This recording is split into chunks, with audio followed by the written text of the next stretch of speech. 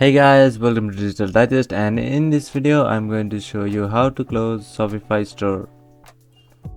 So now log in with your Shopify account.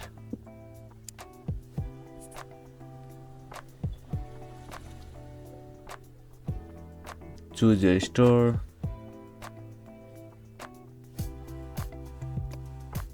Alright, so we are on the dashboard. Click on settings on the bottom left corner.